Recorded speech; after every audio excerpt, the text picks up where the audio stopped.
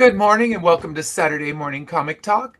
This is a show where I talk with top indie creators about whatever the heck I thought up in the middle of the week.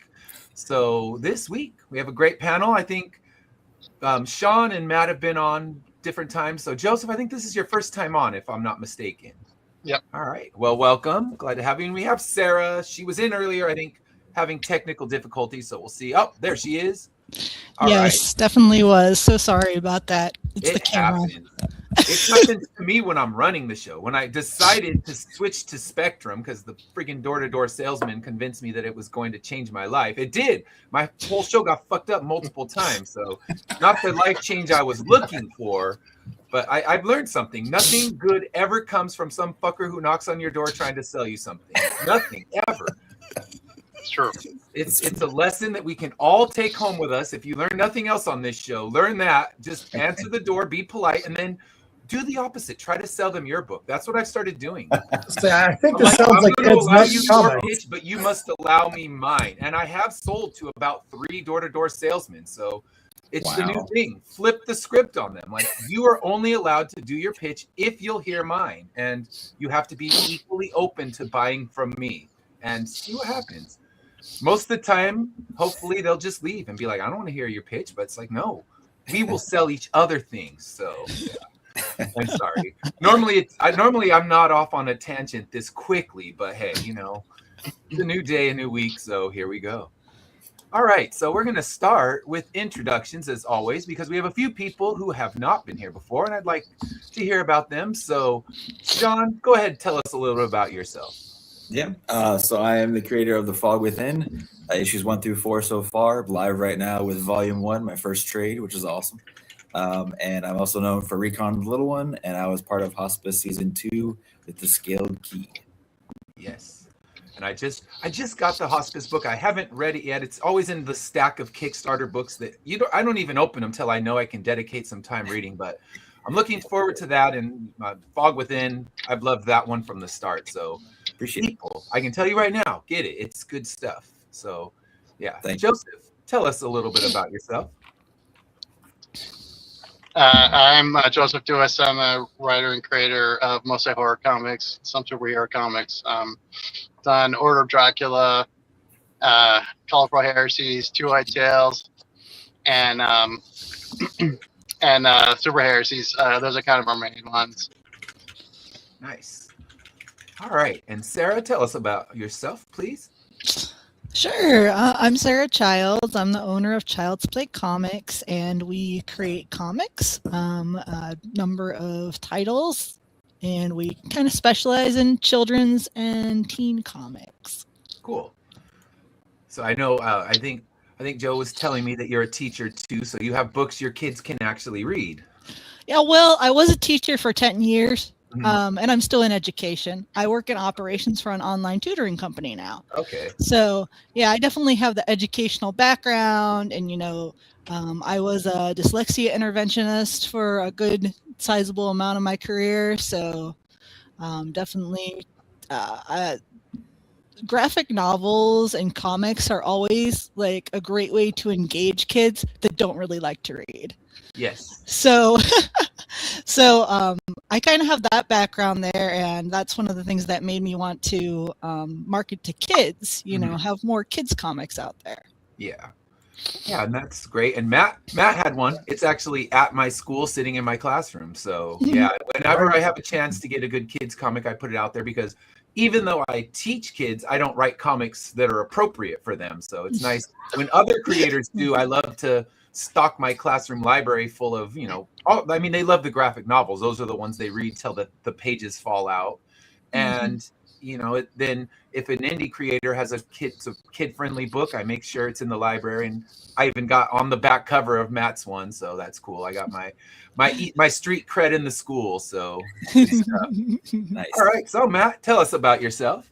Well, first thing I want to say is I love the word interventionist. That is a badass word. You're gonna find a way to use the word interventionist somewhere. That's awesome. And Sarah, we literally just put out a campaign update on one of our campaigns and promoted your thing. So that's pretty awesome. Literally 20 years ago. So my name is Matt Knowles. I am one half of Insymmetry Creations. As Ed said, we've got all kinds of different titles like Misfits Clubhouse, which he got him some street cred with his third grade classroom. Heirs of Isildur, the Perilous Prospects just finished that story arc off. And we currently have got Tatsumi, the Serpent Mistress, issue number 2 on Kickstarter right now. We are only a few $100s away from minimum funding, a few backers away from the first backer down in Senate. We can't wait to talk with all these crazy people today about fun stuff. Yes, I as I was telling everybody backstage, I don't back anyone's campaign till they're actually on the show because I want to talk about it and I want people to see that I'm backing it and when I'm telling you to back it. So if I'm saying, hey, you guys got to back this, it looks great, I'm not just saying that and they're hollow words. It's like, nope, my money will always be on the campaigns of people that come on this show because it's worth it. Indie creation is where all the good stuff is, if you ask me. So let's move in to our first topic, and that is, what's a comic or a novel that you feel needs to be adapted into, we can talk movie, long form TV, there's really no wrong answer, but something you'd like to see adapted, because of course what we're getting is and one of our topics today, our next one is kind of just what is our take on nostalgia, good or bad, but nostalgia is what we seem to be seeing over and over again, the nostalgia franchises. But what's something that we haven't seen that we do need to see adapted into a movie or a TV show? So, Sean, what do you think? So over the Christmas time, I always do like a big read of a whole series I haven't read before, and I fell in love with Chew. I think that would be an insane book to be probably more of a show because it's like 60 issues. Yeah. But I don't know necessarily how it would work because it's kind of an insane comic in itself. Yeah. But it would definitely be different than what we've seen out there with all these other shows and movies that they've adapted. So that'd be pretty cool. And I know there was a stretch of time where I had read that Chew was going to be adapted for one of the things like HBO or Netflix or something like that. So it was one of the things that was always sitting in the rumor mill, but never actually came out, because I think you're right. It is so insane. It would be really tricky to try to pull it out. But I mean, stranger things have happened. So I would love to see them at least give it a try. Right. And yeah, it's a bonkers series. I love it, but I don't know. Is it adaptable is the question. Yeah. I'd like to see them try. Yeah, I don't know. At least do well. At least give it a shot. Yeah. All right. So Matt, what do you think? What needs to be adapted out there? I think to stay on brand for me, I would love to be able to see something like Lady Mechanica adapted, just because there's tons and tons and tons of source material out there. Joe Benitez has kept the style, especially of his covers, so consistent over all the years. And I just think it's something that would translate well to like an anime that you would see on Netflix, kind of thing. So I think that's probably the thing that I would like to see adapted. Yeah, I think about Love, Death, Robots. They've had a couple that are more, that kind of looked like that style. And I think that would be great, just giving it a long form one, because that book has a lot of legs. So it could be a good ongoing series. And of course, the thing is, it's with all these series, you want to see them done complete, because Netflix loves to sign things up and then just cancel them. So it's like, give us the full story, not, okay, here, oh shit, it's going to be canceled after season 2. Let's squeeze 4 books into one season now, and ruin the whole thing of long form storytelling that you were excited that it came to a place like Netflix instead of trying to squish it into a movie. Then you get a movie squish anyway, but just in 7 episodes instead of 2 hours. So yeah, I mean, but that's not up to us. That's, the viewing public needs to watch it, and that's the hard part. So Joseph, what would you like to see adapted? Well, before I answer that, I will say I was so disappointed that Paper Girls ended in Amazon Prime with like a 1 season cliffhanger, and you're like, what happened? Yep. But yeah, I was thinking about, have you guys seen the movie In the Mouth of Madness? Yeah. Where it kind of makes a bunch of short stories together from H.P. Lovecraft. Like, I was thinking about if you did that with Robert Chambers and the King in Yellow cycle. I think that could be really good. I actually just in Colorful Heresies #1, which we funded last fall, and then #2, which we're coming out with in March. We have stories that are inspired by the Yellow King cycle. Mhm. and it's all public domain now, so you wouldn't need to license it or anything. So Yeah. I think if you could make a movie kind of like In the Mouth of Madness, but like based on the Yellow King cycle, that would be really cool. Yeah, that'd be fun. All right, so yeah, The Mouth of Madness.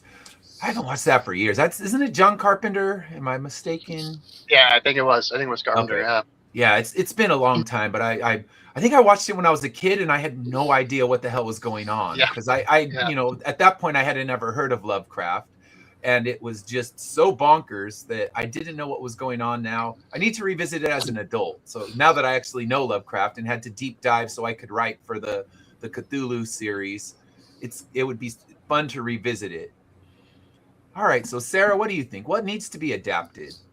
Well, first I have to put a disclaimer out here, because you saw Joe last time, right? He's my husband / director of operations.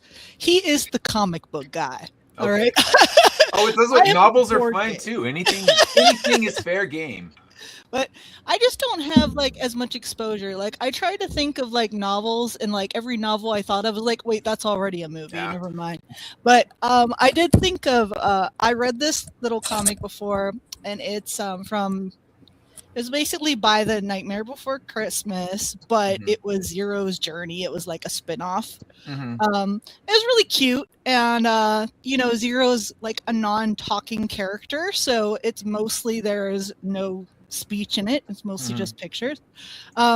And so I was like, yeah, you can't really like make a series out of that, I don't think, but I think that it would make a cute short. Like, you know Mm. how Disney does those like little 3-minute shorts? Yeah. Because I have a 5-year-old, like we watch mini Bow Tunes and stuff. They're Mhm. like 3-minute episodes.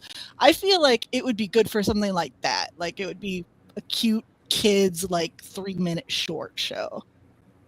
Yeah, and there's a lot in that universe that they could explore and haven't. I mean, it might be for the better that they haven't, because a lot of times it's diminishing returns every time you sequelize. But I think a quick little short would be the perfect way, because you're not gonna oversaturate it. You're not gonna tell, a 90-minute story that could have been 3 minutes, and it's just stretched and pulled like every Grinch adaptation that's happened since the original cartoon. It's like, we don't need 90 minutes of this. We don't need his backstory. We don't need to see he was bullied. Just tell us the story and be done with it. And I think the Zero one is like that. Like too much of a good thing becomes bad. So Yeah. let's hope we get it just right. And little snippet ones, those be perfect. Like those little Olaf ones. I love those when he's retelling the stories and all that. And yeah, they could have long formed to that, and they left it alone, and they live perfectly as little shorts. So yeah, that sounds good. But I'd love to see it. If they do it, don't CG it. Make it proper stop motion, because that's one of the things that makes The Nightmare Before Christmas so amazing, is the beautiful scenes and everything actually being real. You can tell, your eyes know that you're looking at something real, not something created by a computer. Yeah, it would be great if they decide to put the effort into it. Yeah, even though knowing CG takes forever, it'd be worth it, especially if it's only 3 minutes. It's not going to take years and years to do a 3-minute one. It's going to take months, but yeah, that would be a good idea. I've never read it, but it's always fun to see those little Disney things. And for me, I would go with one. Saga would be one I would love to see adapted. And it would be a hard one to adapt as well. There's a lot that goes on in it, but I'd love to see it maybe just as an animation, because live action, I think the special effects budget would be astronomical and probably out of the realm of affordability with, television head people and things like that. And then you get that TV level CGI, which never looks good. And I'd rather see it as an animation. I think it would work well as that. And I mean, the story's still ongoing. He took a long hiatus and then came back to it, but it's moving again. So I would love to see it, because there's a lot of story, and you could think that the show wouldn't catch up, but just ask George R.R. Martin. The show will always catch up. So, but he's still writing as we speak. I mean, I'm sure George Martin, I don't know. I think he's just basking in his glorious mansions, and it's like, nope, they hate the ending. Fuck those guys. I'm not writing anymore. So no matter what, it'll be a bad ending. Yeah, Everyone will be mad. no one's going to be No happy, and especially with the long gap that's happened in the books now. everyone, if it's not perfect, they're going to say, I waited for this. Oh man, I just imagine, I just want to go to Amazon when the new book comes out and read the bitter comments. Like, how many years did I have to wait for this garbage? And oh man, he should just, you know what, sip martinis in your beach house and ignore just turn off the internet and live in a bubble where you don't have to hear the grumpy fans, and don't go to cons because they will come and they'll get you there. Yeah. Oh yeah. All right. So our next topic is nostalgia. This came about because I'm seeing the He-Man trailers and I'm seeing all the people my age, the Gen Xers, losing their shit, and all the people my daughter's age say, Dad, what's He-Man? And they don't give a shit. So we're just kind of building more nostalgia stuff. So is it good or is it bad for creation? So what do you think, Sean? Is nostalgia good or bad for creation? I mean, a little bit of both, I think. The first thing that comes to my mind from, what was it, last year, was X-Men 97. Yeah. I mean, that was, as long as it's well done, because they can just go off nostalgia and have crappy writers and, you know, crappy animation or whatever, effects and stuff. And they're just banking on the old school guys wanting to see the thing. Yeah. And then never seeing it again. But X-Men 97, I think everybody loved. The old guys watching from X-Men 92, which, I mean, I was perfect age for that. I think it came out when I was 6. Okay. So that was like my jam and got me into comics in general, and wanting to see everything else. And it was well done. And it's also the guys that grew up on that were the writers and were the creators of the new show. And that's what helps too. They knew the source material. And I'm hopeful for He-Man. I was never really big on He-Man as a kid because I was more 90s than 80s. Yeah. But still, I think it's cool, and I like it in general. So I have high hopes for it. But I see everybody that's saying, you know, it looks awesome. Should I be excited? Question mark. You know. Yeah. Because until it comes out, everyone could be saying it's the greatest thing ever until you see the whole thing. You're like, that was crap. So yeah, like most every Transformers movie, you can cut together a beautiful looking trailer, and then the rest of the movie is just incoherent garbage.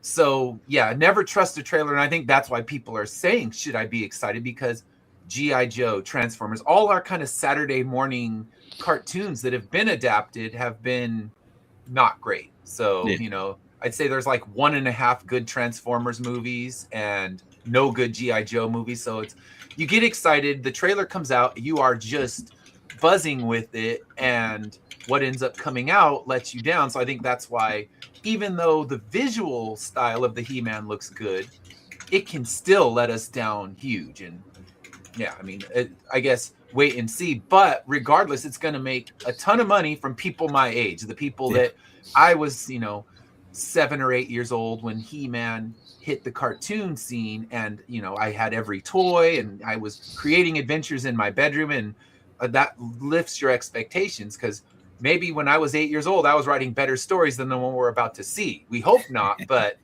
you just don't know. So yeah, I'm with you, good or bad. But yeah, I don't know.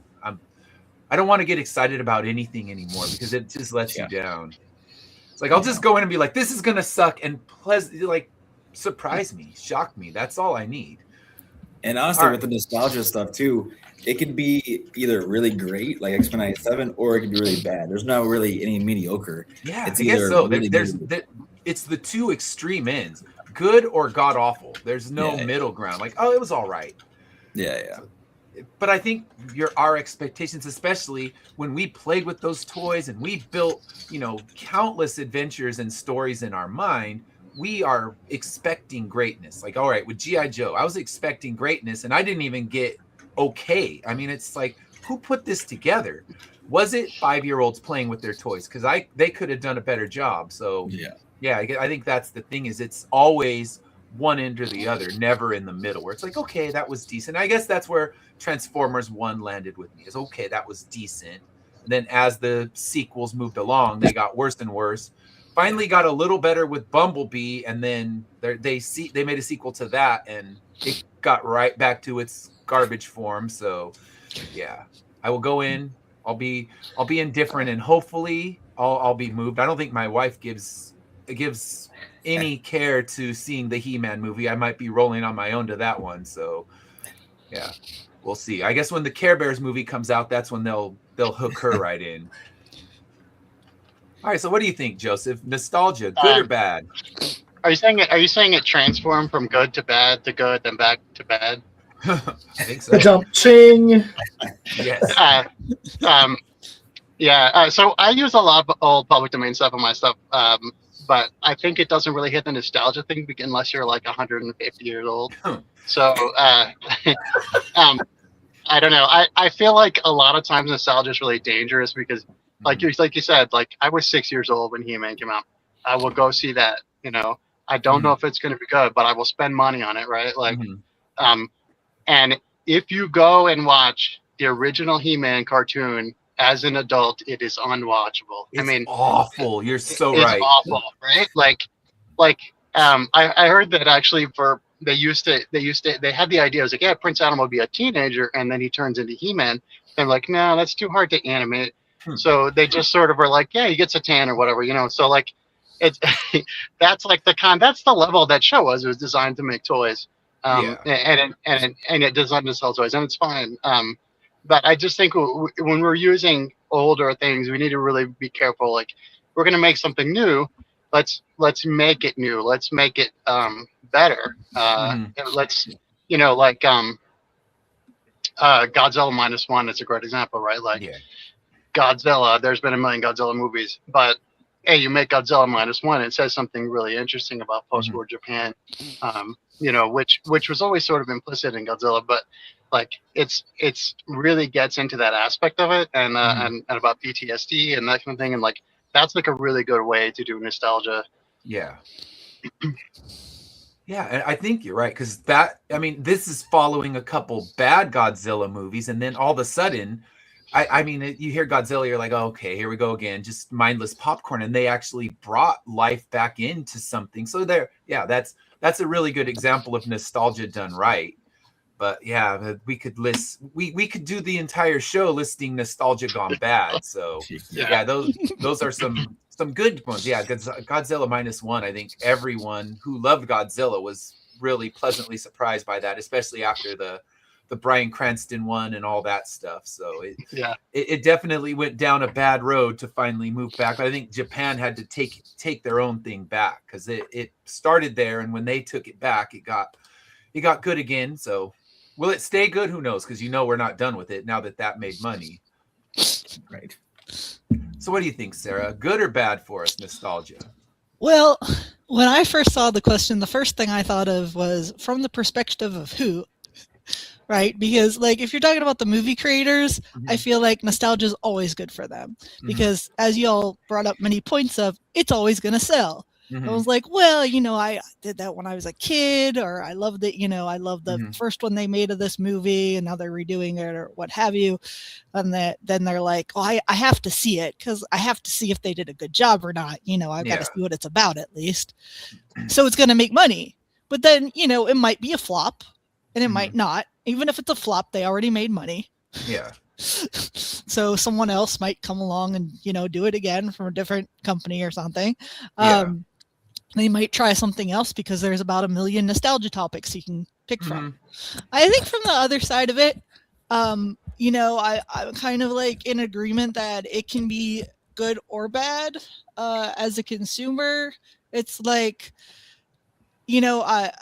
on the side of it, there are some things I really love, like, for instance, Alice in Wonderland, and there's been like a bunch of different adaptations of Alice in Wonderland and different things they've done with it, and I'm always going to want to see that if that's the subject matter.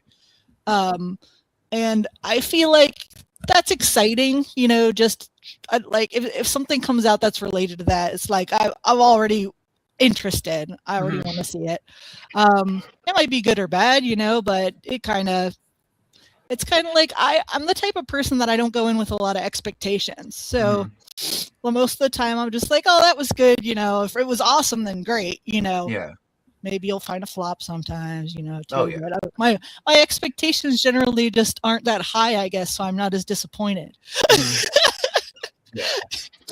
Yeah. I mean, I guess that's the way. If you can go in with low expectations, you can I don't even want to say you can be entertained, because I've gone in with low expectations and still hated it. So, I mean, it just makes it easier. If you go in thinking it's going to stink and it does stink, you're like, okay, this confirmed my thoughts, and you don't get bent out of shape. If you go in thinking it's going to be the greatest thing, I mean, any adaptation really, even if you went in thinking that with something like Star Wars Episode 1, you're gonna be crushed, even though it could be technically a well-made movie. It's not going to fill what you wanted, because everyone my age who grew up on Star Wars, it was never going to be good enough. I mean, granted, it was bad, but even if it was good, it wasn't going to be good enough, because that shaped part of our personalities, that particular set of movies. So nothing was going to fill that, that hole that we needed filled of, new adventures, because that's anything with the toys. We've created our own adventures in our heads so many times. Nothing was going to get there what you want, especially when it's telling the story from before, because even the little snippets that he talked about in the movie, you build these amazing things in your mind, and it may not live up to that. So I don't know. What do you think, Matt? Is nostalgia good or bad?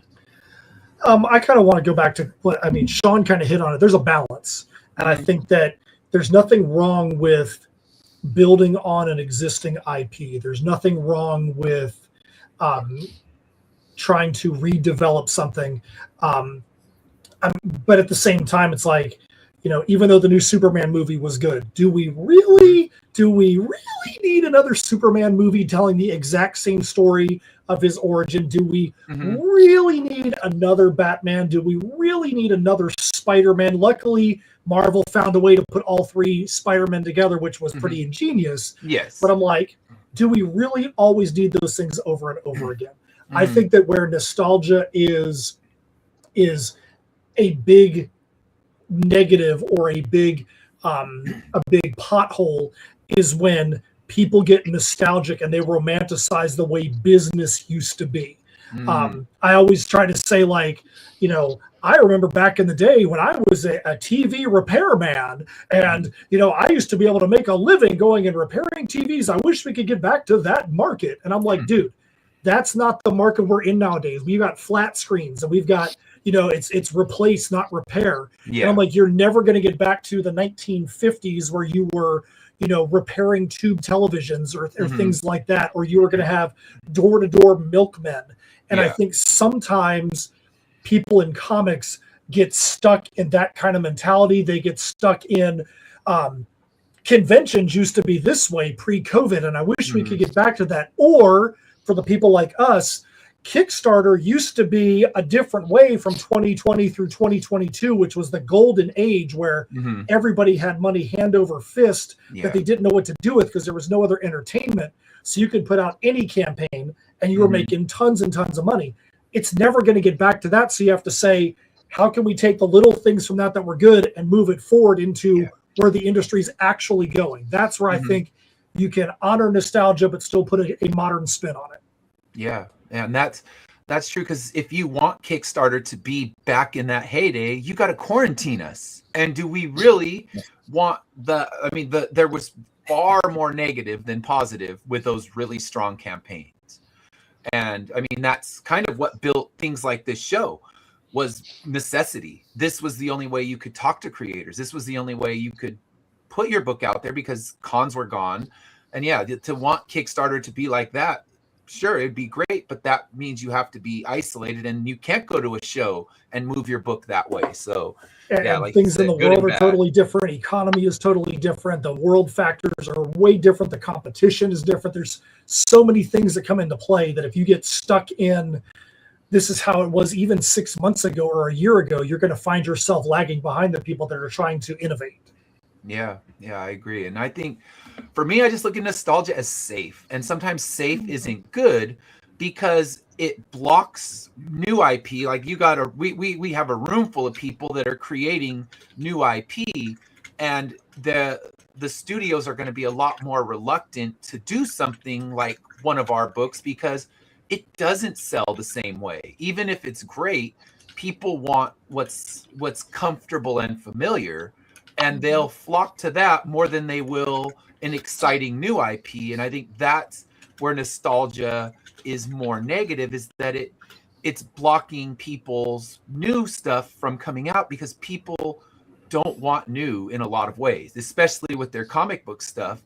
Something even like Sean was talking about with Chew, it probably won't get adapted because it's odd and it's just not safe. Where doing a new, picking something out of the Marvel canon and dropping it onto Disney Plus, that is a safer bet for them to do, or a new Star Wars. So I think nostalgia being safe is one of its more dangerous things, is because the studios will always go with safe.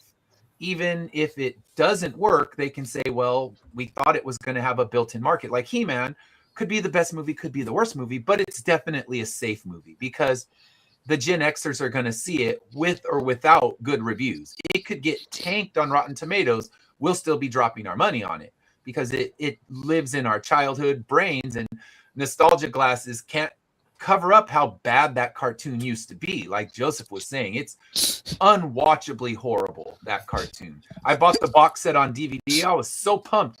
I told my wife, oh my God, this was the show right here. This is the shit. Let's watch it. And one episode ends like, oh, damn, that's rough. That is just a rough watch. Yeah, I will say though that the very early He-Man comics were actually really good. If you read them, it was before they were more Conan than like the higher technology stuff they introduced later. And there was like the first DC miniseries before the license went to Marvel.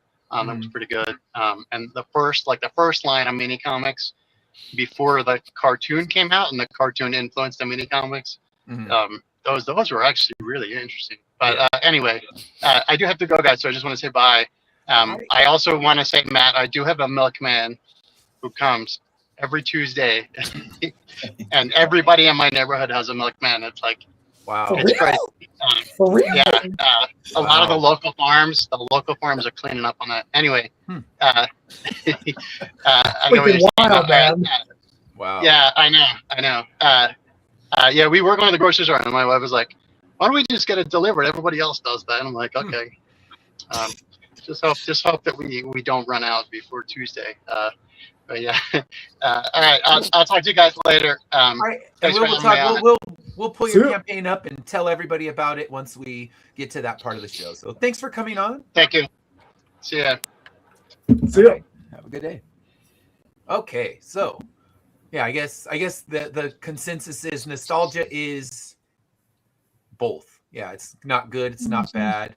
So now we're going to go completely to a different topic, and I always throw a music topic in here. So some people who don't like music always get grumpy at me, but here we go. All right. So our this one is, what's a song or an album that you think would make a great comic book? So you could adapt this song into a comic, or you could adapt this album into a comic, and it would be compelling, good storytelling. So what do you think, Sean? What's a song or a book that would make a good comic, or song or an album that make a good comic book? So it's kind of cheating, but I instantly think Disturbed, pretty much any of their albums, but they've done that though. Okay. And I didn't actually keep with it though. I think it was like 4 issues or something like that. Got the first one, then I forgot all about it for a second. But just the idea of, what they already have there.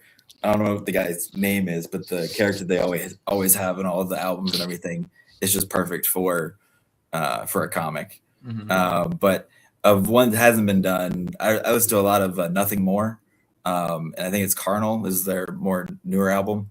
I think that would do well. That's actually what I'm always really listening to as I'm writing, anyways. Okay. So I kind of get influence from that sometimes. Yeah. So there's nothing specific in that album that I think would be a good comic, but just that vibe, anyways. Yeah.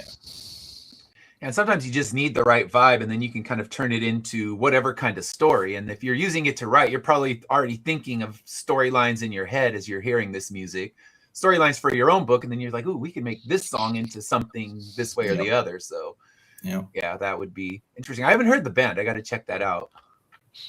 Yeah, it's pretty good. I'm always looking for new stuff, so I will check them out. All right. So Sarah, what do you think? What's a song or an album that would make a good comic book? Well, I thought of a couple, and the first one I kind of feel like is cheating because speaking of nostalgia, it's like everybody knows this song. Mhm. So I thought of Bohemian Rhapsody by Queen. Mm. That's just like, yeah, there's a storyline in there already. Yeah. You know, it's going to be a drama. Mhm. But then the more obscure one I thought of was Pink. I used to listen to when I was younger a lot, and she had an album called Misunderstood, and it was like all about like her family life and drug abuse, like all this stuff, you know. Mhm. So I feel like again, it would be a drama, but you could definitely make a series out of that. That was like a perspective about her life and all of these challenges that she went through.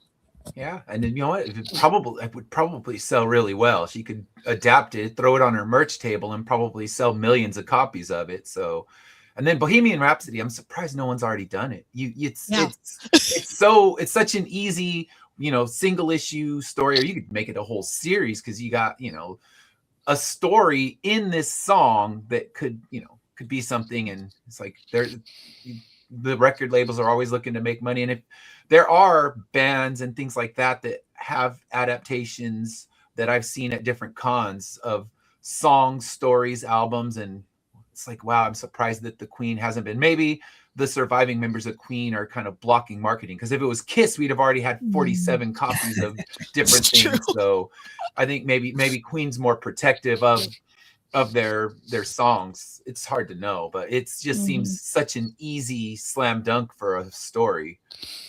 Yep, because most of the members are still living. I think one of them, besides Freddie, I think they're all alive, yep, right? they are. One of them retired, and the rest of them were like, it's kind of like on tour, but doing a different thing, you know? So. Yeah. All right. So what do you think, Matt? What would you like to see adapted?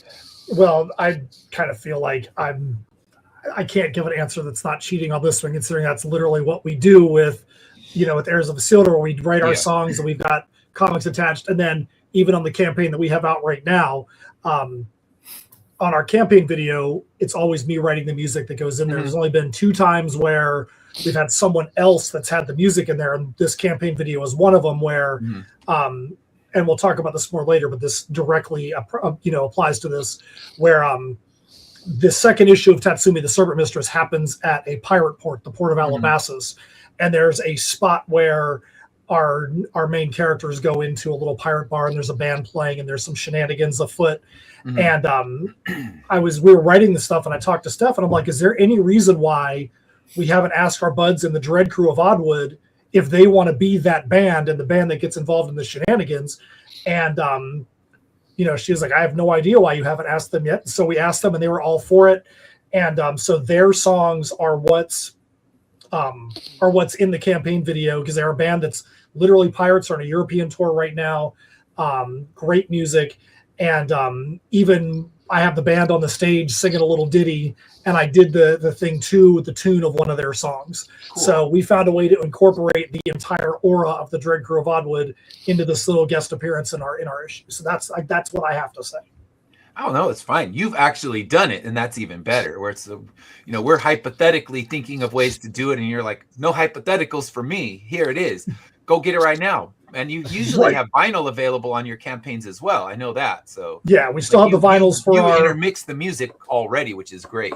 Absolutely. And I was actually working on music for the campaign video, and it got to a point that I asked the Dread Crew guys, I'm like, dude, can we just use some of your music because it fits this vibe so much better for this specific issue? I'll save the music for the next time, because I'm, as you know, I'm way more into metal and extreme stuff and all that. And their stuff is, they literally call it heavy mahogany because they don't have any electric instruments. It's all mandolins and accordions and toy pianos and crap like that. I mean, that you could literally see them playing in a pirate bar with the exact instruments that they have. So it just fit the vibe a little bit better. Yeah, that's so cool. I gotta check that out. I haven't played the video yet. I'm not gonna play it during this because it sounds like it's copyrighted material, and it'll get YouTube. Yeah, even though it's used by permission, YouTube doesn't care if it's used by permission. They do not care.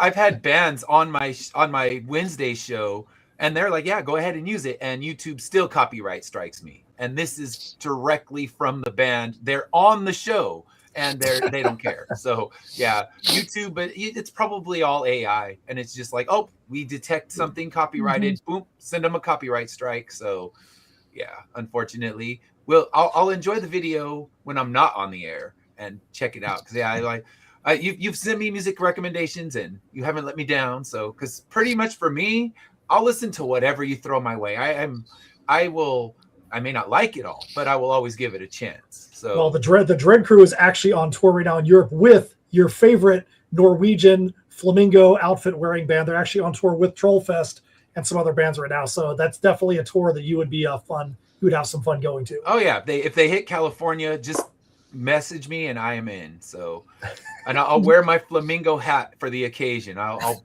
pull it back out. Because it's right up here. You can't really see it, but yeah, Hell yeah, hat is always right there.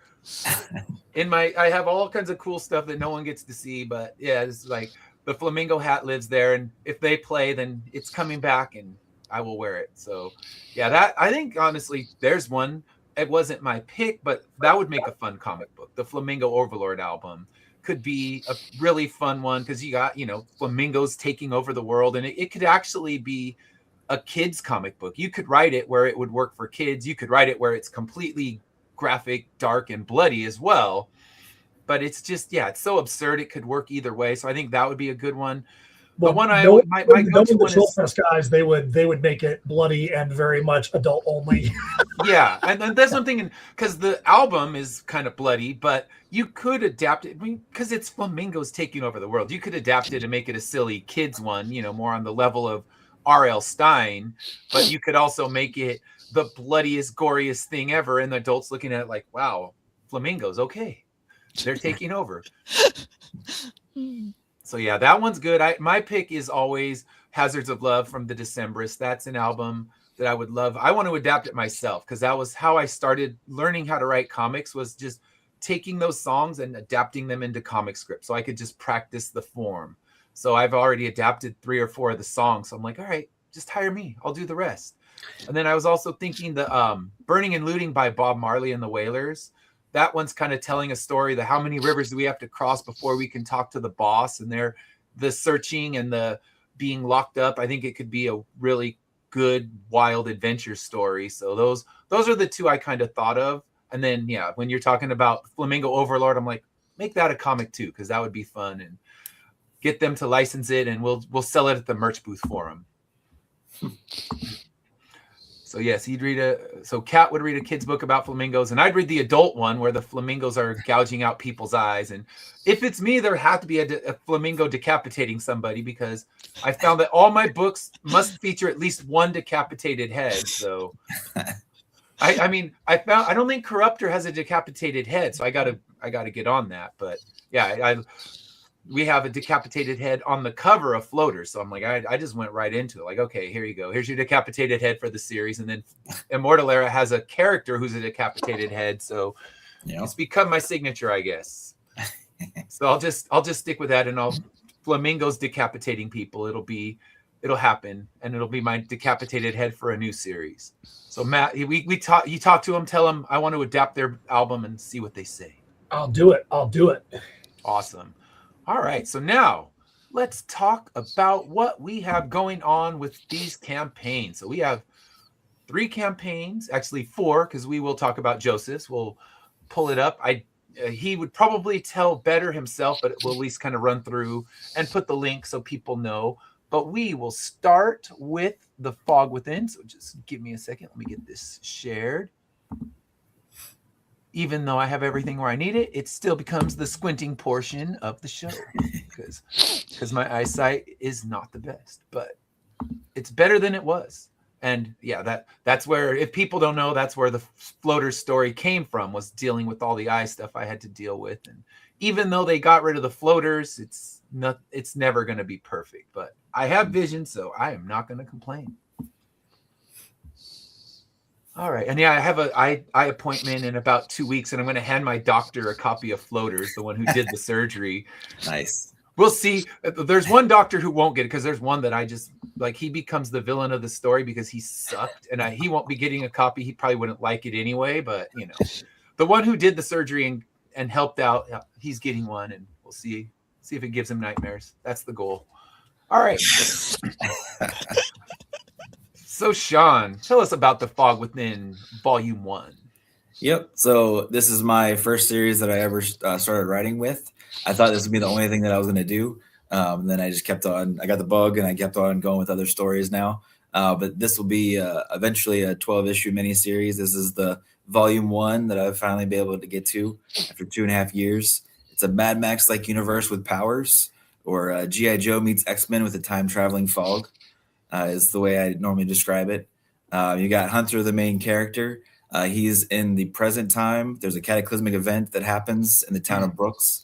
And a couple days later, he gets into a fight with his wife. He goes on a run to de-stress and relax, ends up running through some fog. And the first page of the first issue is he ends up 26 years in the future after running through that fog, doesn't know how he got there. That's the page, the first one. He's confused.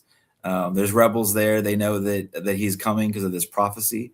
During that 26 years that he's missed, the cataclysmic event caused an infection in this town. The government doesn't know what to do with them, so they wall up the city. This regime goes into place and becomes in power and oppresses everyone there. So naturally, there's rebels that come out of this trying to stop them and also get out of the wall.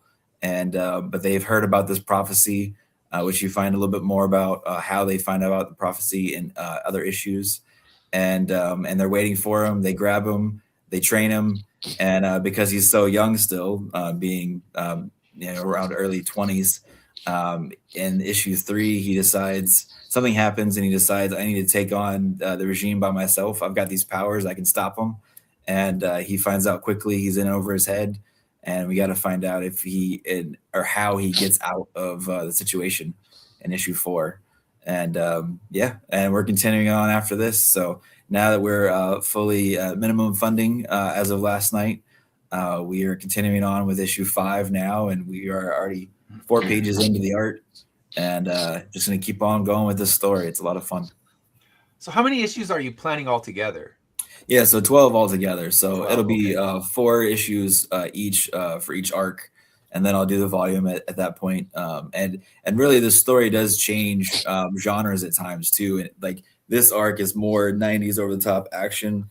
The next one is going to be slightly different, and then the third arc is going to be another genre too.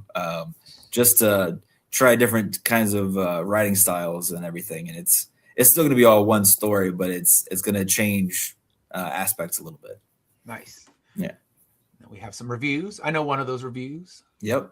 I think your first actual review on TikTok or wherever with that was the Fog Within one. So I appreciate that. It was. Yeah, I do. I need to get back to it. So if people want their stuff reviewed, let me know. I have my little 1-minute book break reviews on YouTube, TikTok, and Instagram. I share them there. So if you have something you want reviewed, I haven't done it for a while, but I am happy to do it. Just send me full issues. It's hard. It's really hard. I've had some people send me preview ones. Not that I don't like previews, but it's really hard to write a review when you don't have at least a full issue. So if you have a full issue and you want a review, shoot it my way, shoot me a message, and I would be very happy to give you a quick 1-minute review.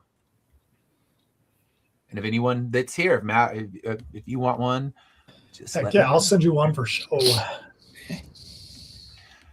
And my daughter does all the work for it, so she'll be happy because I always give her money to help pay her car insurance. So she'll be down. She's like, yes, more work.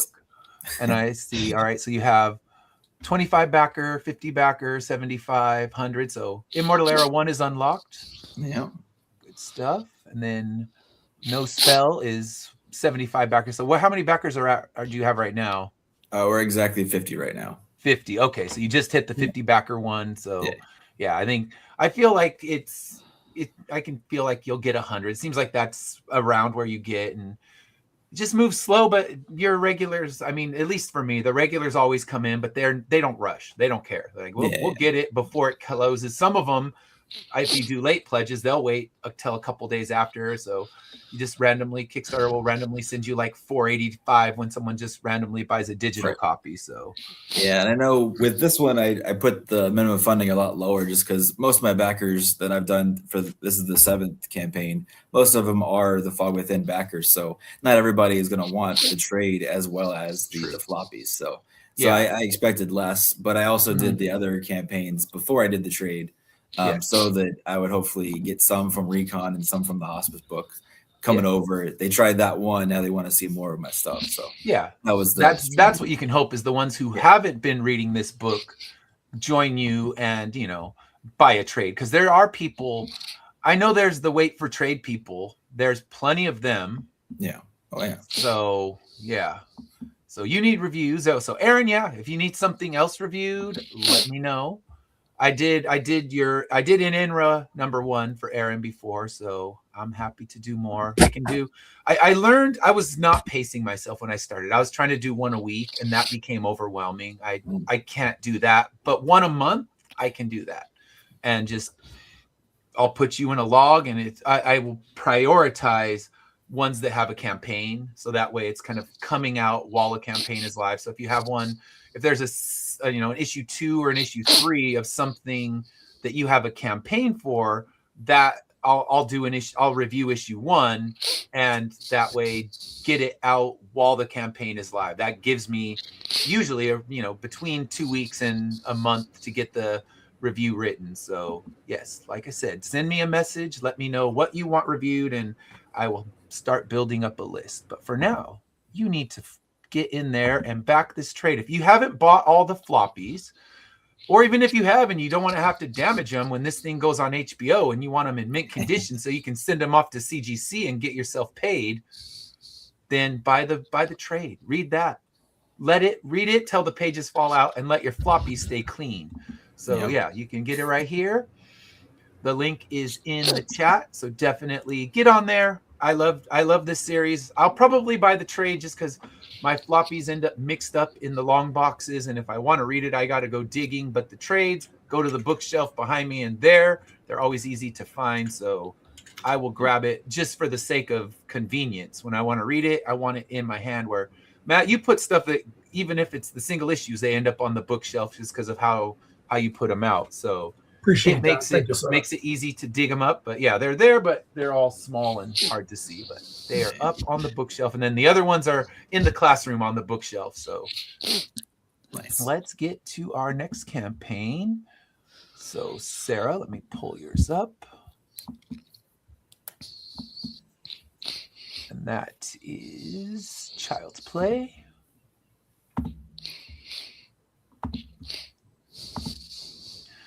All right, so Sarah, I'm going to move you up. So when I put the links and everything, you don't disappear. All right, so Sarah, tell us about this book. Sure. So this is a collection of a bunch of our different titles. We made this exclusive, like as a Kickstarter exclusive for their Make 100. So it has exactly 100 pages. And it's also our 5-year edition, because we've made comics for 5 years now. Companies existed for about 12 years, but making comics has been about 5. Okay. So it features, you're about to get to the list here of all the comics that are in it. Okay. So Malia Mayhem is our all ages title, and it is about a girl who basically encounters a magic D20 at a con that transports her to somewhere called the Tabletopian Realm, where she finds that there are many different board game lands that she can go to. She meets the Game Master, which is kind of like her guide in this land, and then finds out that there is a rival called the Troll, who is basically destroying all of the game worlds, and it's affecting the games in the real world. So she kind of gets thrown into this heroic role where she has to figure out how to defeat this troll in the various lands which she gets transported to. The second one you see listed there is How to Hunt a Hero. And it's kind of it's kind of like a switch up. It's not a typical hero story because here the star is the villain, and she likes to collect cryptids. And she's very intelligent, and she finds out how to get the powers kind of out of these cryptids and infuse them into a guy that she is interested in. And so she's in love with this guy, and he has a dream to be a hero. There are no superheroes that exist in their world. So she basically, without him knowing, infuses him with cryptid powers to make him the first superhero. And it's the story of, him trying to figure out where this came from. She thinks, when he figures out that it was me, he's gonna fall in love with me, all this stuff. But there's another girl in the picture there too, and it's interesting. So then third one here is Teen Strike, and this is a group of friends that end up getting superpowers, and it's kind of like a coming of age story. It's about being a teenager, high school, and also like how do we deal with this when we all have superpowers all of a sudden, and where does that take us in the world now? And by the way, all of these Malia Mayhem is the only all ages title. The rest of these are teen titles. Okay. And then the last one there is brand new. This is the first place this one is existing in this issue. It's a preview issue of, her name is Fanny Maid. And she's, I'm sorry. So in her reality, basically, there was a cataclysmic event that caused different rips in the universe to this other dimension, and these dimension creatures will just come through these rips in random places out of nowhere. And this whole war has passed where humans fought against these whenever they were more frequent. The rips were more frequent, but they've become less over time. And now it's kind of like a like this is just life now, and like this is normal. So Fanny is she is the maid of a household, but she also is their security, because there will just be random rips in the in reality that occur, that these little guys, little villains will come out, or whatever, these monsters from other dimensions, and she will have to fight them off. So it's kind of like comedic, and it's set I don't know. It's hard for me to describe it without the pictures. But they're a bit. Is there any art down below I can? Yes, there's okay. Art down Let's below. go to that. Sorry. Yeah, and you can see it's going to go through all the other ones I talked about. Okay, Here. So we'll take a look. It's Malia Mayhem. I can see that. Mm-hmm. You can see part of the issues there. How to Hunt a Hero. Yep, that's Avarice Greedy is the villain's actual real name here. And Teen Strike. Mm-hmm. I just got a copy of Teen Strike in the mail. Cool. And then there's Fanny Maid. Yeah, so you can see like this one's in black and white, but it's really like the love letter to anime. And you can see like she's the maid for this this household that they live in. They live in like an old building they call the Abbey, that it used to be like the family inherited it, but it used to be like a church kind of building, and now it's a building in their family, and it's kind of like set in the 1920s, but their 1920s is different than ours. Their technology is very advanced in comparison to ours. So at that time. So, and then you can see the little nya-nya-nyas there. Those are the little beasts from the other dimension that she's fighting in the preview issue. And it's a fun one. It has some comedy mixed in there too. So. Yeah, it looks good. I love that art. Looks like a fun black and white. And this one, when's the full first issue going to be coming out? That's a great question. I don't think I have the answer to it, unfortunately. Eventually, we'll call it that. You remember that guy Joe? He's the one that does the timelines and stuff. All right, Joe. So if you're watching, let us know. He's probably shaking his head at me right now. Watching. Joe just got thrown under the bus. All right, so we got. And then yes, we have our first goal unlocked there. That's the bookmark. Yes. Oh no, because postcard. That's the bookmark. So the postcard is next. Yeah, the postcard is next, and this is just based on the physical backers. So Yes. that's why it's not quite the total number of backers that you see there. Yeah. And then you have some pins. Mm-hmm. Some fun swag, and of course Gemini mailers, because oh man, and put it in a bag and board. Well, I guess you have a trade, but oh man, I got one the other day. It was in a brown envelope with no bag and board, and oh man, I was angry. It's like, come on, man, do better. I know it's expensive to buy Geminis, and I know bag and boards don't come free, but I always think we're collectors. In the end, Indie, Marvel, DC, we're comic collectors, and we want our books to be in good condition because everyone is prospecting. Everyone's thinking, what's going to happen one day when this gets made into a TV show and my copy's bent down the middle?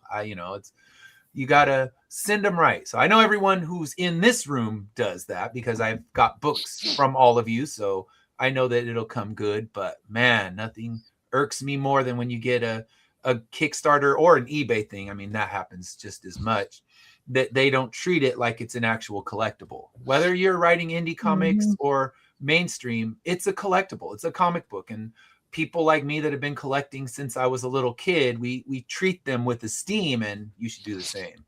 So there's my public service announcement for the day. Joe answered us in the chat. It's kind of funny. He's on there. Child's Play. Oh, there we go. Right he said sometime this year. All right.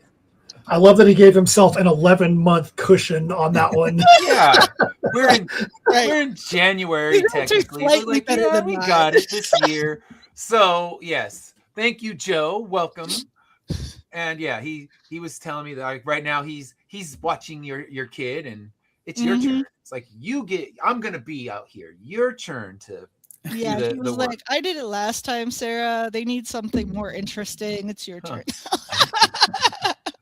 That's all right. We'll be happy to take either one of you anytime. So yeah, you're both always welcome. And yeah, thank you, Joe. Sometime this year, and I won't hold you to that because I know how indie comics are, and you can always have this perfect plotted line, and then what happens? Your house floods or something random like that, and you're just like, all right, comic books moving to the back burner of life, and something else gets pushed ahead. So if in the meantime we can get a preview, we can get excited for sometime this year when the book comes out. All right, so Matt, let me get yours ready to go, and let me drop the link in the chat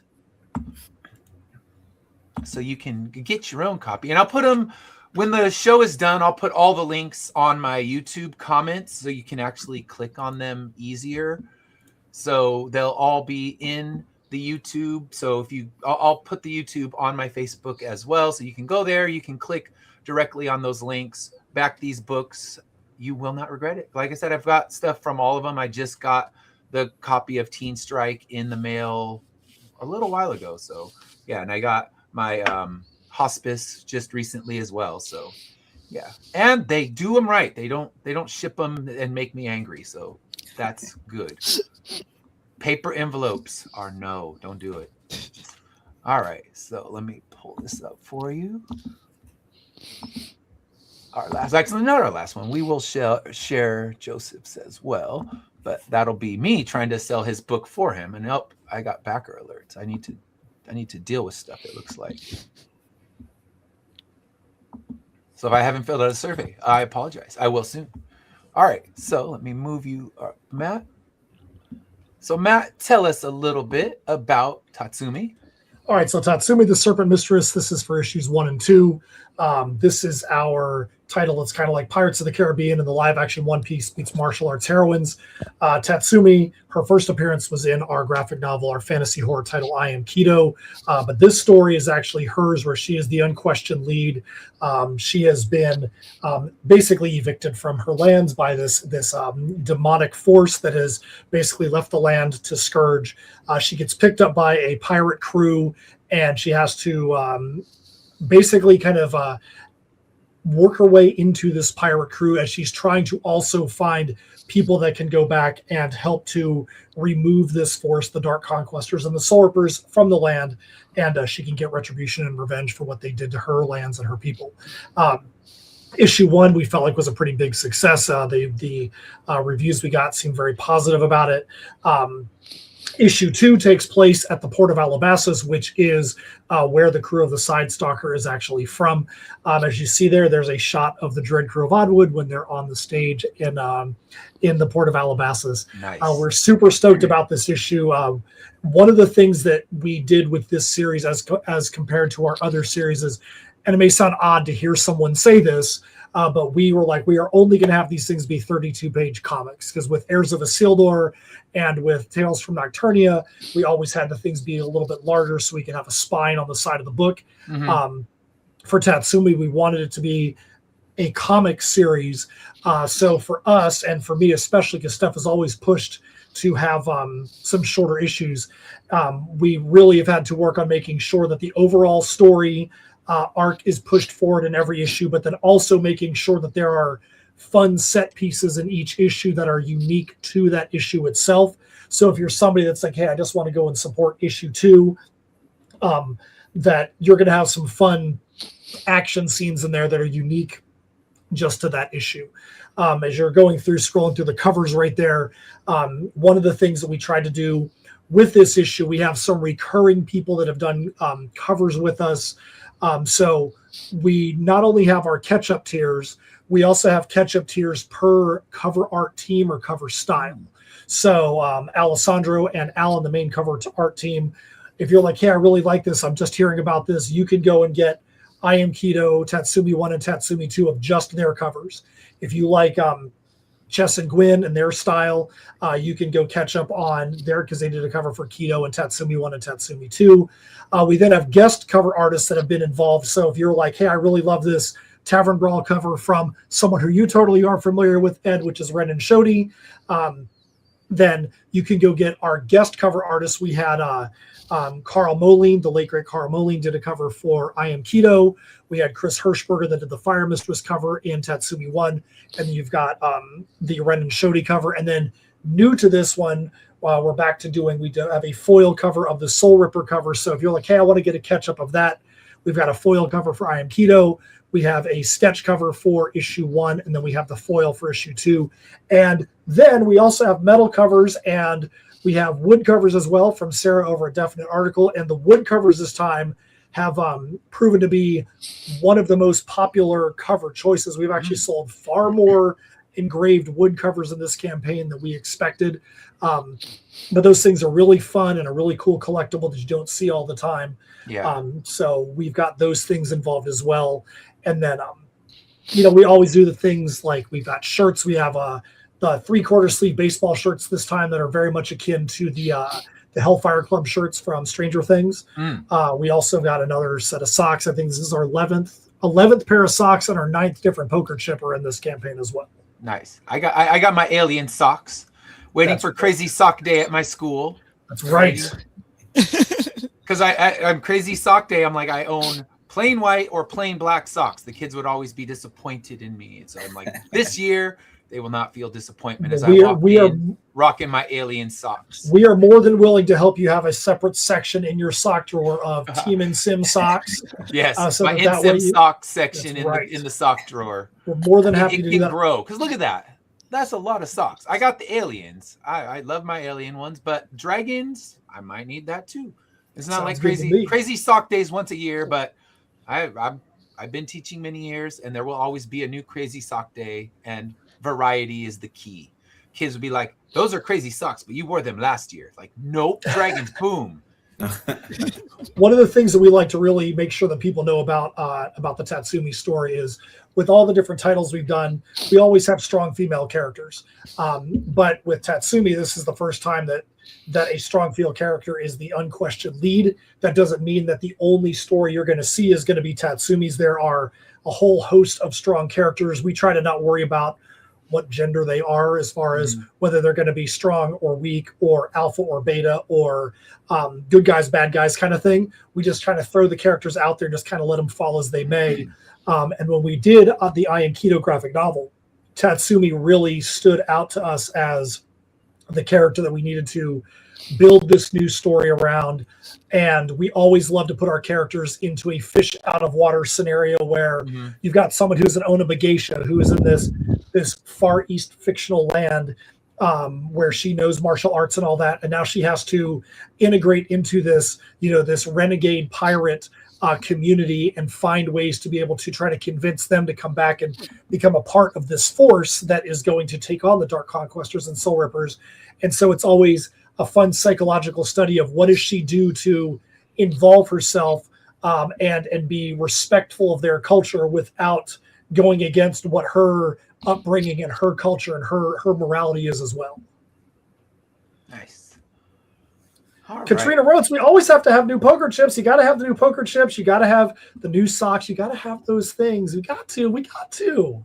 Yeah, I've been doing the poker chips for Immortal Era, and they've become very popular. So now I got to keep doing poker chips as well. So same thing. I think it was because I talked to you on one of these shows, and you were telling me, I'm like, you know what? I can make poker chips. I have characters that people would like to have on there, and sure enough, yeah, we'll be on our third when we do the issue 12 campaign, because that'll be my next one. And I'm thinking, because I know with Sean you're doing just the trade by itself, so that's my debate. Do I do issue 12 as a standalone and then the trade as a standalone, or do I do both together so you can kind of appease the floppy collectors, appease the wait for the trade? But I don't know, because it would need to be a higher money campaign. So I don't know if any of you have done trades, floppies together. I don't know. Let me know. We actually did Tales from Nocturnia issue 3 in the trade together. But I would say, especially in this day and age, because we did that during what we call the golden era of Kickstarter. I would split them up, but I would make sure that when you do the trade that you put some kind of unique stuff that's unique only to the trade in there, because you're going to have people and eventually that are going to come along and want to have the comic issues 1 through 12 and be able to have them in my run. And then you have people that are going to want the trade as well, but I'd always make sure you put something in that trade that's going to be unique. So if somebody does have all 12, then they're going to be like, there's a reason for me to also get this trade, because there's unique content in there that I wouldn't get just in the issues.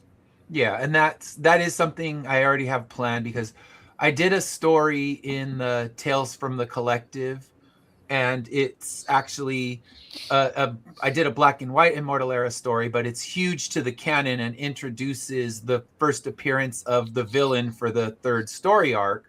So that's going to be there in the back. And then, of course, cover galleries and things like that with all the different variants that a lot of people don't have. Because I know I have a few collectors out there that are still trying to hunt down like issue 1, 2, and 3's variant covers, which are long, long gone. But now I'm on the hunt for them, trying to find them. So they get those covers at least inside the book. So that's my plan. But it's just, I think doing both, I'd have to set it higher than my normal goal, but hopefully everything balances out. But that's probably April, so I'll start building it. I guess now we're about in February, so start building it now, but it's just starting the color. So I need to tell her, all right, cover the colors, or color the covers in like the first 6 pages, so we have something to pop up there.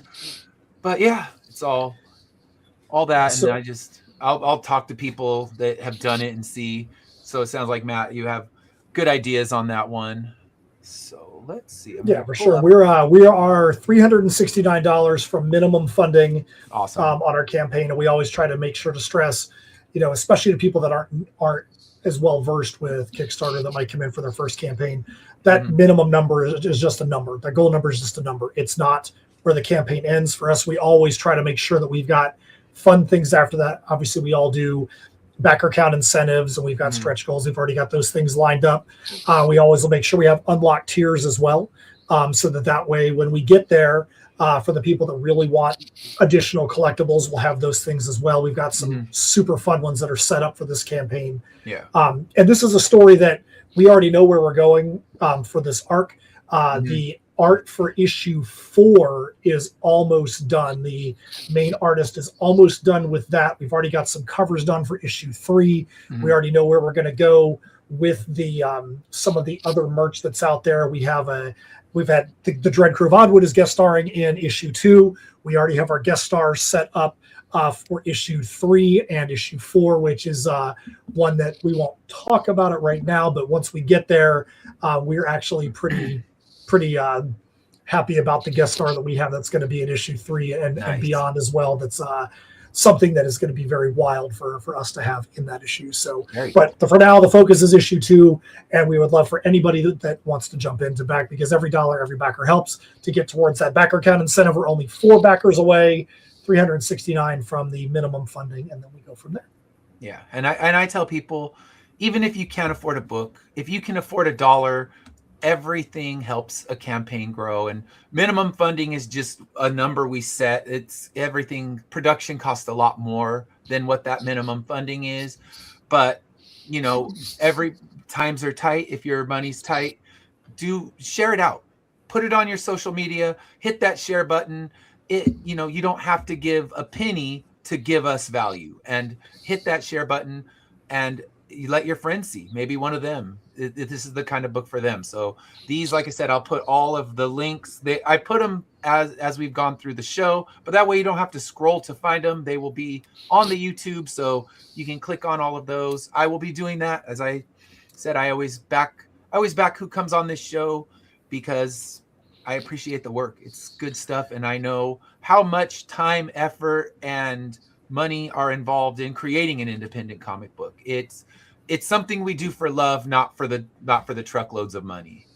I think one of the things that people don't understand as well is that they're like, oh, if I just go and back a campaign for $1, is that an insult to the creator? And I don't think they understand that backing for $1, what that does is, let's say that Sean is like, hey, I followed 50 different creators out there. If one of those creators, like let's say that he's got you, Ed, followed, and you go back a campaign, Sean's going to get a message saying Ed Davis just backed such and such campaign that he may have never even heard of. It doesn't say Ed backed that campaign for $1 or Ed backed that campaign for $200. It just says Ed backed the campaign. Exactly. And I know that there are people that will back just based on the fact they're like, hey, I watch Ed's show. Ed's show's awesome. I love his hot takes on things. And if Ed's backing it, I want to go take a look at it as well. Yeah. So even dollar backers can help, especially when you're looking at backer count incentives and you're looking at backer numbers. It doesn't matter if you're $1 or $100 backer. That backer count matters. Yeah, and I just got a doorbell ring, so pardon me for 1 second, and I will. Let me see. My dog's freaking out. Sorry about this. I'll be right.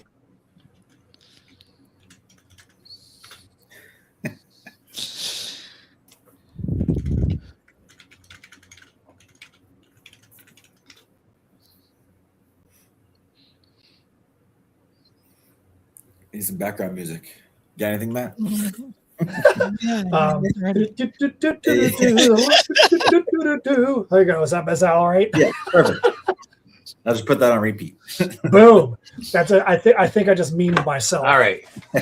So I missed the meme. I guess I'll have to watch my own show back. I literally, they're like, does anyone have any music they can play? And I just sung a little stupid ditty at the same time. Thank you. Oh man, I am so sorry, but they were not leaving. I looked at my doorbell cam and it was Girl Scout cookie sellers, and they were just standing there, arms folded, like, we will sell you whatever it was. I don't know. They mean business. Wow, I don't have time to pitch my comic to you right now. We've actually gone full circle because we talked about nothing good ever comes from the doorbell, and then the doorbell rings. So I didn't plan that. It just, that's natural. That is the natural evolution of the beginning of the show to now. But I did not have time to pitch them the book, so I didn't get to do my thing. But yeah, oh man, where were we? We're going to talk about our last comic. that's on BackerKit. So that is the Order of Dracula lapel pin and comics. So let me pull that up. I don't know much about it, but I will take a look at the campaign. We'll look at it and see what's there. So, good morning, Zeus. Thanks for tuning in. And I did not buy the cookies. I don't know. I mean, maybe if they had found me in 20 minutes, I would have bought the cookies, but they weren't leaving. I'm sitting here kind of looking at my doorbell cam like, go, leave, go. And my dog's freaking out. It's just like, oh, damn. Children that are still sleeping need to wake their asses up and answer the door for me. But teenagers, what can you do? All right. So let's talk about the Order of Dracula lapel pin and comics. So it's a pin that is available. I don't want to click the video because we could get copyright stricken and then we'd be another full circle moment. So you've got this Dracula pin and it looks good. I can't say much about it besides it looks good. So there is the Order of Dracula. It's Dracula forming a global network to help take down his ancient foe, the Ottoman Empire. And they have their own motivation. And there's the pin in hand, so you can see its size and scale.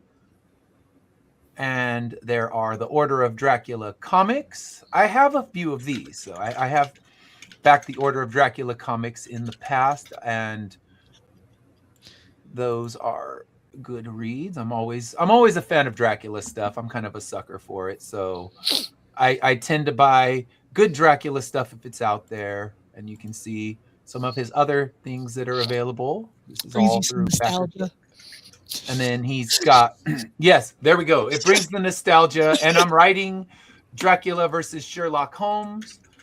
When it will be published, I don't know. I can't even say sometime this year because it's actually being there. There's talks with a publisher who wants it, and then it's their timetable and not mine. So soon, hopefully, more than anything, I'm hoping that soon I can announce who the publisher is, and that I'll be working with them. But that's everything is just wait and see, wait till the contracts are signed. So we are in the wait mode right now. So the book's ready. It's just waiting for the publisher to give me permission to say it's coming out with, fill in the blank.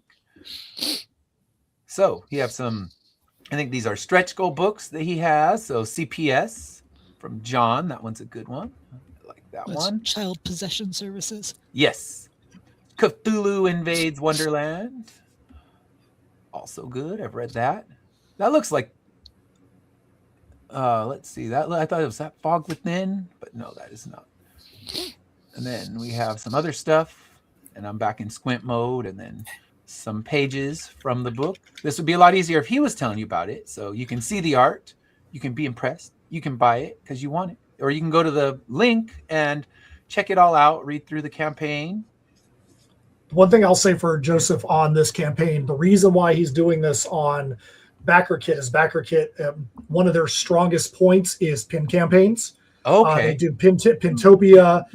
We did a campaign in December on BackerKit just to see how the site operated. And one of the really good things that BackerKit does is it really does a good job of linking up other campaigns and helping there to be cross promotion and things like that. We did a cross promo with Rob Moltari during the December campaign. And so that's why this is there. And you might be like, well, why is he doing a campaign that's basically just based around one new thing, which is the pin, and not a new comic? That's because if BackerKit has one strong thing that they do, the strongest thing is pin campaigns and being able to find cross promos things. So that's why that's there. And it's definitely an interesting place to be. Like, they definitely have their strong points, and we'll probably end up doing some more stuff on BackerKit as well, but it's going to be specialized things. Probably not going to be the first appearance of a new title there. It's going to be things just like that, where it's new merch items or other kind of store things, but that's why it's over there on BackerKit. Okay. Yeah. Good to know. And that's actually really good to know, because I do have Immortal Era pins, and I have 5 so far, and I guess when I make the 6th, run a backer kit campaign just for that pin and for the pin set. And the pins generally sell really well on my campaign, so doing a backer kit when we finally do make that pin number, I guess, pin number 7, that would be a lot of fun. So I will try that. And I like how you did the campaign that was just kind of the December one, where it was like, here's some extra stuff we have, you can get it all at backer kit. And that would be great for, you know, the countless variants that I have 1 or 2 copies left of. Yep. Put them all in there as kind of a blast out on backer kit. That's my plan for this December. When you came on last and we're talking about that, I thought that's a perfect idea, because there's some I don't have that many. There's some I literally have 2 left of, but a backer kit campaign where it's like, okay, there's 2 of this one, there's 1 of this one, because I put them all as add-ons on the Kickstarter, but you reach a point where there's so many add-ons, they become a blur to the person who's looking, and they're just, let me scroll through these things real fast so I can get to that next button and finish this pledge. So a backer kit where you know that's what you're going to look for is, what one am I missing so I can fill these holes. Yeah, we've only done the 1 campaign on backer kit, and I will say, admittedly, the initial setup was pretty intense. I was, pretty stressed out setting up that first campaign, but from what it sounds like from everyone else that does it, it's a lot easier to port campaign 1 and certain elements from that into campaign 2 than it is on Kickstarter. Or Kickstarter, even if you're like, hey, import this add-on, you're like having to go click each one thing at a time, and it doesn't bring the images over, so you got to go find the image, and it just makes it a very long, drawn-out process. That's one thing that backer kit is really good at in the back end, is that being able to move some stuff around like that. So we shall see how that goes, but that's why Joseph's over there on backer kit right now. So cool. I'm glad that makes it so, because I'm just kind of showing, and people can see if you've been collecting it and you want that pin, it's your place to get it. But he also has some of the books available as well, and I have to inventory.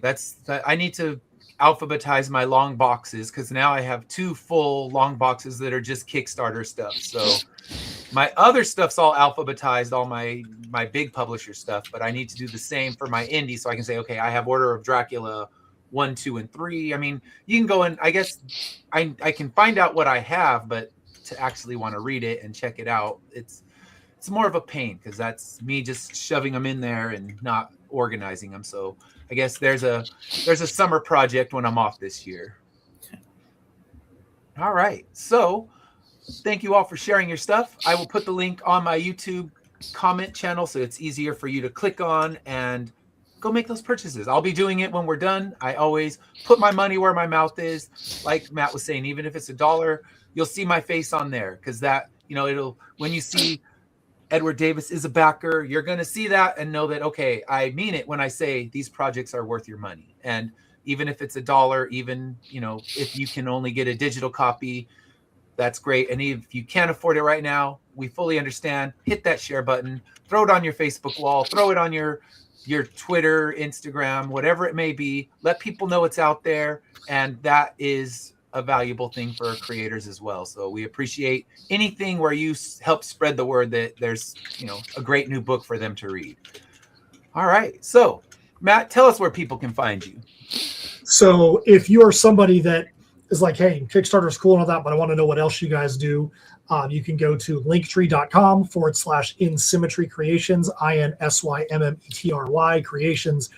You've got stuff about all of our different titles there, our music videos, our metal music that tie into the different titles. Steph also writes articles for a lot of other sites. She also just posted one for a brand new site for her, which is the Daily Jaws. She got to sit on the Jaws 50th anniversary panel at San Diego Comic-Con this year. So for her to be able to write and contribute an article to the Daily Jaws was pretty organic, and that actually worked out well. But if you're like, dude, I really want to jump onto this campaign, I want to go hear the Dread Crew of Oddwood, I want to see them, I want to understand more about Tatsumi's story and see this crazy, wild scenario that's unfolding, go to tinyurl.com/Tatsumi2. That is TATSUMI and the number 2. And we would love to see you jump on board the pirate ship, the Side Stalker, and be a part of this crew. Nice. Yeah, I'm trying to find it, but now I'm having to scroll through the comments. But yeah, definitely go in. It'll be in the comments on the YouTube, so check it out. And yeah, I was at Steph's panel. I got to see her at that Jaws panel, so it was nice. She came to my panel. I came to hers. It was awesome. So I got to meet her in person. One day, Matt, I will find you at a con as well. So that's the hope. But yeah, I was just in California last weekend, man. I can't believe you didn't drive up there. The wrong part, the 8 hour. I know. People think California is like a tiny little Rhode Island sized state. Like, hey, I'm in your state. Like, yeah, that's Northern California, though. You may as well be in, actually, if you're in Nevada, I might have done it because that's not that far, considering. I guess it's like 4 hours instead of 8. But yeah, when you get, actually, if timing were better, I might have done it. But I was at a con last weekend. So I was just giving you the business, man. Just giving you some flack. Sean Wood also was not there last week too. So, come on, Sean. It's true. Yeah. I'm sorry. Next time. Come on now. What? Well, yeah. And where were you at Pasadena? You could have come down and saw me. You could have Ubered down. It would only cost you like $900. So yeah, we both have no excuse. Yeah. So one time I'm just gonna pop up when you or Steph are up there in Northern California. I'm gonna sneak in. Like I won't announce that I'm coming. I'll just be like, here I am. Dude, that would be killer. Yes. So that's the plan. But Steph made it to San Diego, which made it a little easier to find her because I'm always there anyway. All right. So Sean, where can we find you? Yeah. So on all social media, I am typically Sean Wood _writer. I'd love to talk about my comics, just comics in general, just Kickstarter stuff. I'm always willing to listen, to teach, to learn. And then, of course, The Fog Within Volume 1 is live until next Friday at 8 p.m. Eastern. So we are getting close to that time. And I won't be able to share too much next week. I'm actually on a work trip, unfortunately. So any shares is much appreciated while I'm busy with the boring side of work. So yeah, the job that pays the bills. Yeah, exactly. All right. So Sarah, where can we find you on the social media? Well, you can find us at childsplaycomics.com because we do have an online store there. And if you go all the way to the bottom of that, in the bottom right-hand corner, you're going to see links to all of our social media there. So I feel like that's the easiest route. All right. There you go. Child's Play Comics, and right there at the bottom, find it all. I'm going to actually put that up right now. So just give me a second. I'll put that into the comments so you can go and find all the social media stuff the easy way. So it is there in the comments now. So go ahead, check it out. And then for me, you can find me under Finish Line Comics on all the different social medias, including YouTube and TikTok. So yeah, check it out there. I don't have anything live right now. I have late pledges open for 2 more days for floaters. I'm sending out the last packages today, besides the one guy who hasn't filled out his survey. And I feel bad because he's a first-time backer, so he obviously doesn't know. If he doesn't do the survey, I cannot get him his book, so he's gonna think that I'm neglecting to send him his stuff. So if he's out there watching, please fill out the survey. Let me know your address so I can actually get your book mailed, because it's the last one that needs to go. And then there was one other one that's going out today. So yeah, that'll be done on Sunday. I'm closing out late pledges. So if you want to get a copy of Floaters, grab it as a late pledge, and then you can tune in on Wednesday. I will be doing my first impression show with Kenny Baker of the band Goon. We will have a live interview with him. He'll be joining us live, taking questions, and then we'll be back next Saturday with a whole new crew of people talking about what books they have out there. So until then, have a great weekend, and we will see you next week. See ya.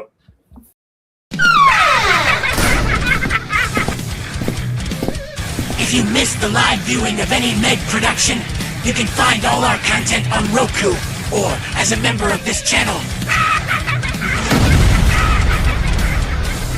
Madness Entertainment Group.